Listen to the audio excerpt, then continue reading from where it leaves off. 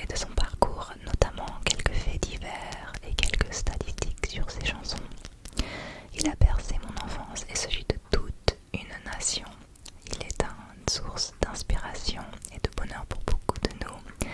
Son parcours est très touchant puisqu'il a fait face à beaucoup d'obstacles et de critiques pour en arriver au succès. Laissez-moi dans les commentaires, écrivez-moi, dites-moi quelle est votre chanson préférée de Charles Aznavour. Moi c'est Emmenez-moi au bout de la terre et je me voyais déjà à 18 ans. J'ai quitté ma province. Ok, j'arrête. Personne ne m'entend chanter, je sais. Alors j'espère que vous êtes très bien installés, confortablement. Et c'est parti les kikis. Oh, je tenais aussi à vous dire qu'il y a un film qui sort le 23 octobre sur la vie de Charles Aznavour qui s'appelle Monsieur Aznavour et je suis toute excitée comme une puce, j'ai hâte de le voir ce film, je suis trop excitée. Donc voilà, dites-moi aussi si vous allez aller voir ce film ou pas. Donc c'est parti les kikis. Je vais juste regarder mon texte qui est juste en dessous de vous là. Juste là, ok. Ok, let's go. Charles Aznavour, une histoire de persévérance, de passion et de poésie. Il était une fois un 22 mai 1924 dans un petit appartement parisien, un enfant naquit de parents arméniens.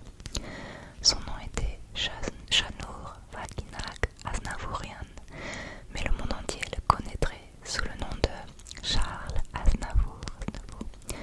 L'un des plus grands chanteurs et paroliers du XXe siècle. Voici l'histoire d'un jeune garçon qui, malgré des débuts modestes et d'innombrables obstacles, devint une voix qui résonna aux quatre coins du monde.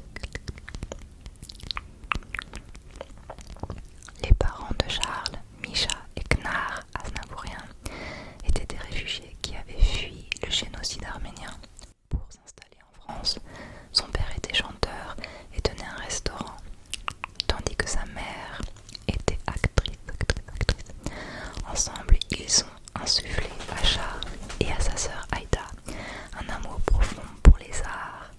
Leur modeste logement était souvent rempli de musique et de théâtre. Mais la situation financière de la famille était difficile et l'enfance de Charles fut marquée par cette lutte. Très jeune, Charles fut captivé par le monde du spectacle. À l'âge de 9 ans, il quitta l'école pour poursuivre une carrière d'acteur. Il commença à jouer dans des petits théâtres, prenant des rôles mineurs, mais rapidement, sa passion pour la musique éclipsa celle pour la comédie. À cette époque, Paris était un véritable creuset culturel et Charles absorba les sons du jazz, de la chanson française et du cabaret qui flottait dans l'air de la capitale. Dans les années 1940, Aznavour se produisait dans des cabarets et des salles de spectacle, mais il se rendit vite compte que sa voix n'était pas ce que les gens attendaient.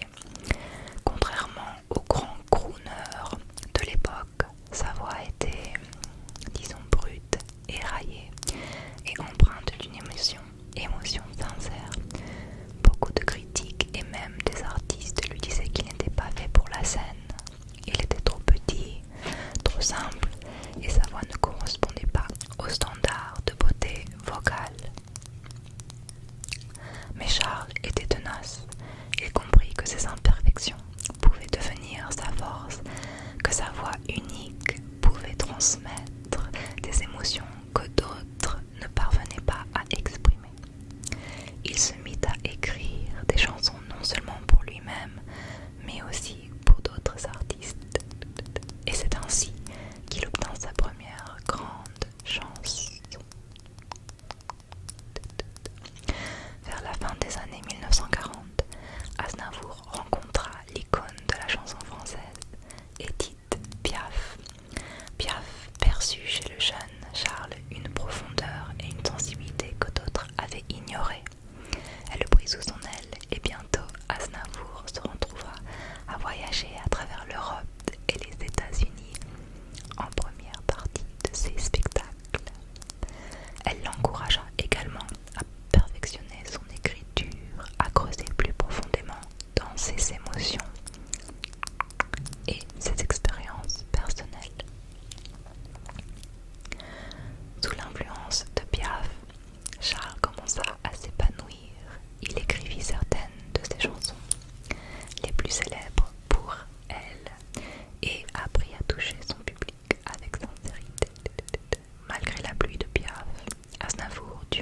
Aznavour surmontait de nombreux défis avant d'être reconnu en tant qu'artiste à part entière.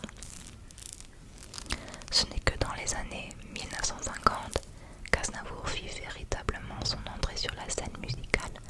Sa percée survint avec la chanson Je me voyais déjà de 1960, une chanson semi-autobiographique qui parlait d'un artiste en difficulté, rêvant de célébrité, mais constamment confronté au rejet. Cette chanson toucha un large public, car elle reflétait avec honnêteté la frustration de ceux qui poursuivent des rêves, souvent inaccessibles. Les chansons d'Aznavour de cette période se distinguèrent par leurs paroles poétiques, explorant des thèmes de l'amour, de la perte, de la solitude et des complexités des relations humaines. Son talent résidait dans sa capacité à capturer en quelques mots l'essence des émotions humaines. Sa chanson Tu te laisses aller, qui marqua un tournant dans sa carrière, montra sa signature artistique. Une combinaison de mélancolie, d'esprit vif et de tendresse, cette chanson devint un succès immédiat. Et bientôt, Aznavour se retrouva remplir des salles de concert à travers la France et l'Europe. Durant les années 1960 et 1970, Charles Aznavour devint une véritable légende, non seulement en France, mais à l'échelle mondiale. Ses chansons devinrent des hymnes à l'amour et au chagrin, marquant à jamais la chanson française. Parmi ses plus grands succès de cette époque, La Bohème de 1965, cette chanson nostalgique raconte l'histoire d'un peintre vieillissant qui se remémore sa jeunesse bohème et son amour perdu. Elle devint l'une de ses chansons emblématiques. Et il y a aussi la chanson Hier encore de 1964, un morceau poignant sur la fuite du temps et les regrets de la vieillesse. La chanson J 1974, une ballade anglaise qui devint un hit mondial, prouvant que Charles Aznavour avait transcendé les frontières de la langue. Mais Aznavour ne se contentait pas de la musique, il embrassa aussi une carrière d'acteur, apparaissant dans plus de 60 films, dont des œuvres majeures comme Tiré sur le pianiste 1960 de François Truffaut et Le Tronc et le tambour 1979 qui remportera l'Oscar du meilleur film étranger. Pas mal. Ouais. Au fil de sa carrière, Charles Aznavour fut reconnu comme un poète de l'amour. Ses chansons ne se contentaient pas d'écrire l'amour parfait, mais exploraient les recoins complexes des relations humaines. La passion, la douleur, les regrets, mais au-delà de l'amour, il osa aussi aborder des sujets plus profonds et controversés. Par exemple, comme ils disent, traiter de l'homosexualité un sujet tabou à l'époque, tandis que Ils sont tombés, chanson de 1975, rendait hommage aux victimes du génocide arménien, un thème cher à son cœur. Charles devint également un grand défendeur des causes humanitaires après le tremblement de terre en Arménie en 1988. Il fonda l'association Aznavour pour l'Arménie et œuvra sans relâche pour son pays d'origine, devenant un ambassadeur de sa culture et de sa mémoire. Ce qui rendit Charles Aznavour exceptionnel, c'est son dévouement inlassable à son art. Même en vieillissant, il ne cessa jamais de se produire sur scène jusqu'à plus de 90 ans. Il chanta devant des foules captivées, se produisant dans des lieux prestigieux tels que le Carnegie Hall à New York et le Royal Albert Hall à Londres. Il continuait d'écrire des chansons, de sortir des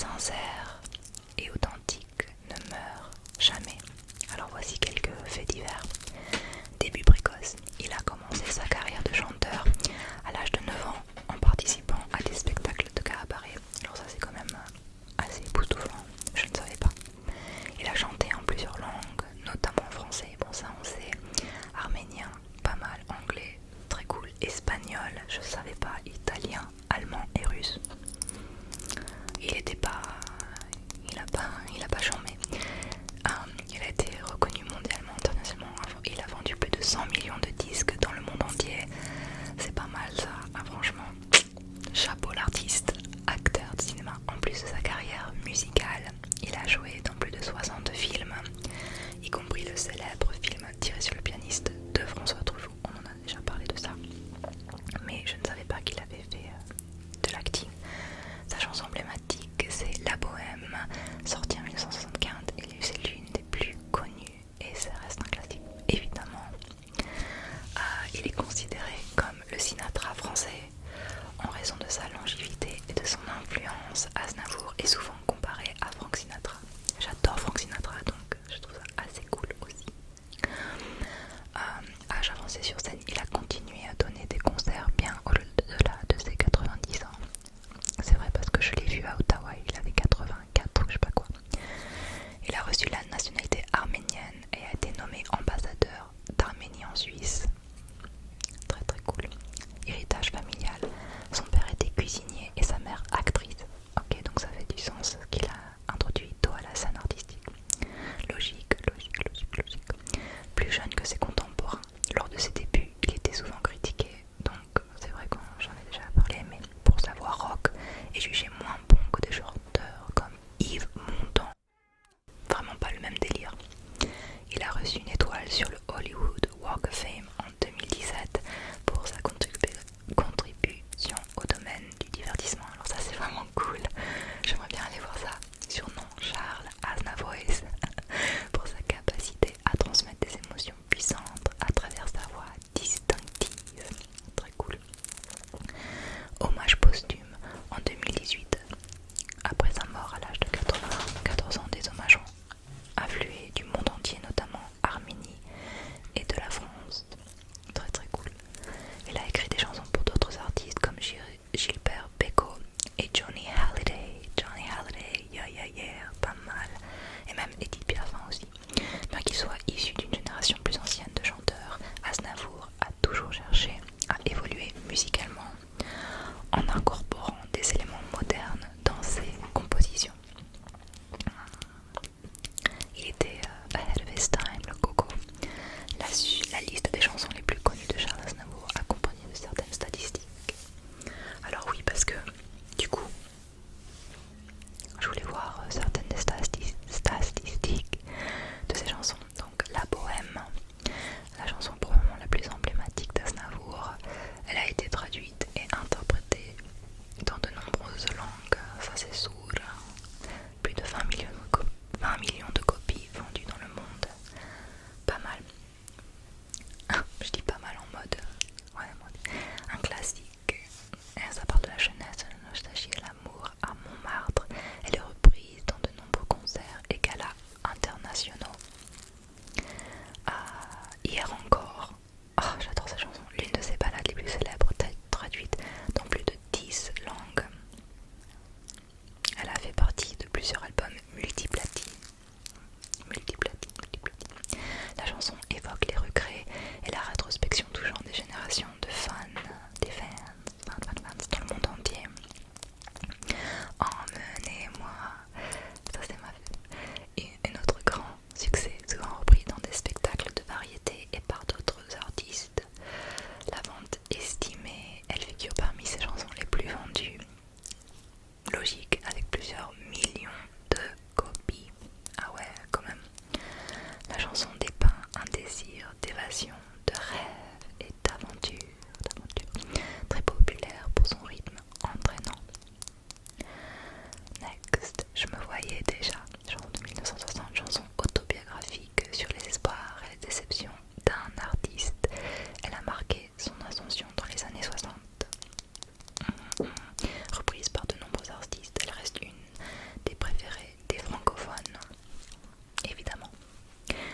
Comme ils disent, alors je la connais pas très bien cette chanson de 1972, très en avant sur son temps, cette chanson aborde la question de l'homosexualité avec sensibilité rare. Bien que controversée à sa sortie, elle est devenue un hymne et a contribué à ouvrir le dialogue sur la question de l'identité sexuelle. Ok, pas mal. She, je connais pas très bien la chanson She, une chanson en anglais, très populaire au Royaume-Uni. Elle a atteint le sommet des charts britanniques. La vente est estimée à plus de 1,5 million de copies vendues au Royaume-Uni. Sa popularité